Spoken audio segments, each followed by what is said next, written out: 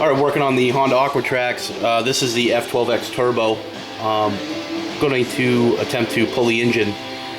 There is a clog in the lines, and typically the clog is usually in the oil pump, and you can get to just about every line on the Honda except for the oil pump line, which is at the bottom here, right down under here.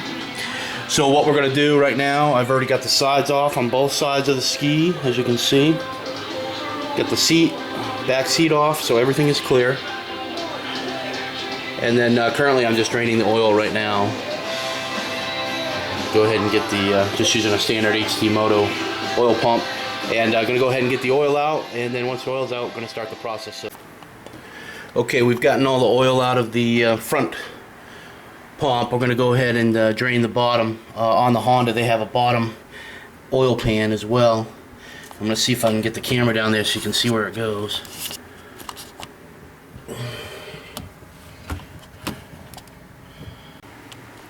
Okay, I'm going to start with removing the exhaust muffler. We got 3 bolts. 1, 2, and then 1 underneath here. Okay, that third bolt's a little tricky, which is right there. So what I did is I went ahead and moved the line from the intercooler to the turbo. That line goes right there, and this blue thing was on it, and it goes in, and then it also connects to the red. And there's a bolt on it right there. So I went ahead and removed it.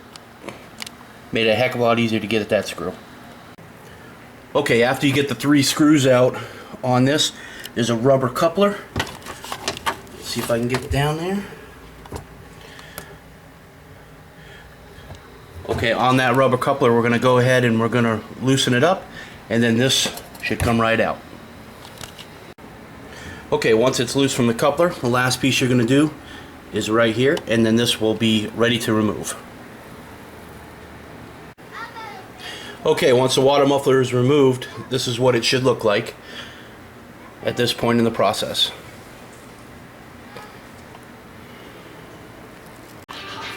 Okay, the next we're going to go ahead and take the airbox off. Inside the airbox is the velocity stacks, and we'll show you that once I get it open. Okay, we now have the airbox open. See right here, there's a rubber seal that goes around that. It looks good. And then inside here we have the velocity stacks. That's these right here. And we're going to go ahead and remove those so we can finish the removal of the airbox. Okay, we have the velocity stacks removed. So this is the inside of the airbox. So you can see we've got a few screws that we're going to take off, and then that'll be gone. Okay, all the screws are out. Also need to remove the TCP sensor right here and the IAT sensor, which is right here. Okay, so we now have the airbox off.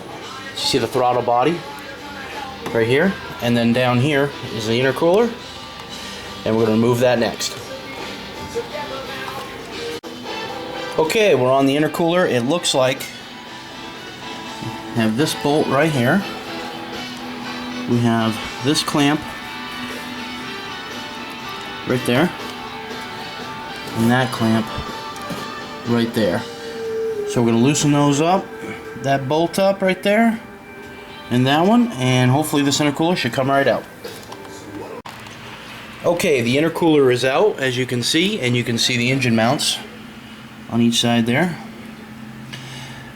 The next thing we're going to do is remove the starter cables.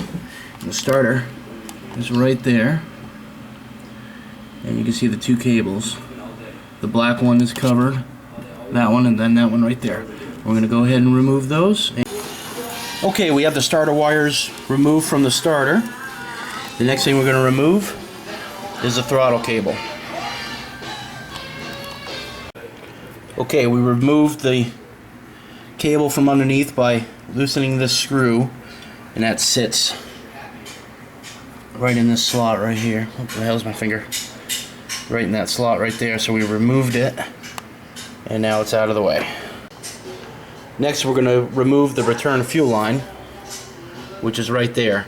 And just make sure you have a cup available in case any fuel is in the line. You can just let it run into that. Next, we're going to remove the fuel line that comes in, which is this one right here. Okay, we've got the fuel line in removed, which is right there. And before you do that, I just want to point out you want to take the gas cap off so that it relieves the pressure. Because if you take this off without that, then it's just going to spew fuel all over the place. Okay, the next thing we're going to do is remove all of the connections that the wire harness has. So all these, the computer ECU, which is up here, snip all of the little clips that it's all attached to, because the wiring harness is actually going to stay on the engine when it comes out. Okay, we now have the wiring harness sitting on top of the engine. I'm going to go ahead and remove this water line right here, if you can see it. Okay, we got the water line removed, which comes from right there. We also want attached this line right here to this, which sits in there, but that has to be removed. We'll just kind of stuff it down there. Okay, next is the air line to the turbo. We'll loosen this up, which I've already done, and that's just going to slide right off. Kind of set it underneath there, and now your turbo's free. Okay, we have the complete line between the turbo and the air filter removed, and then there's two pop rivets right here. Those came out, and the next thing we need to do is remove the actual air box here, and there's a bolt right back here, and then a little thing right there that just kind of sits on it.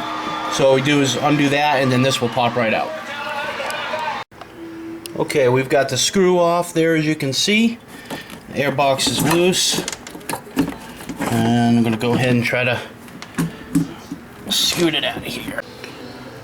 Okay, we're going to go ahead and remove this line right here. So this one actually runs down, it's connected to the hull.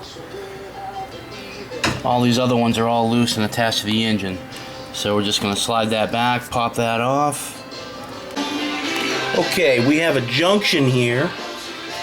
This is where the water comes in for the intake, and we need to separate, just loosen this up and remove this. So these will be free, and then it's the motor mounts, and we should be ready to lift it out. Okay, motor mount 1, motor mount 2, we're going to go ahead and get those out. Okay, we have the mounts out. This side was easy. Now the other side, that's a different story. You're going to need to use some leverage. Okay, we got the motor mounts out. This side is quite a bit more difficult because you have tight space to work. You probably can't see it. So what I had to use was a ratchet, and then I used a leverage bar on the end of the ratchet just to break it loose, and then I was able to get them out pretty easy from there. So, alright, next step, strap the motor, and she's coming out. Okay, engine's out.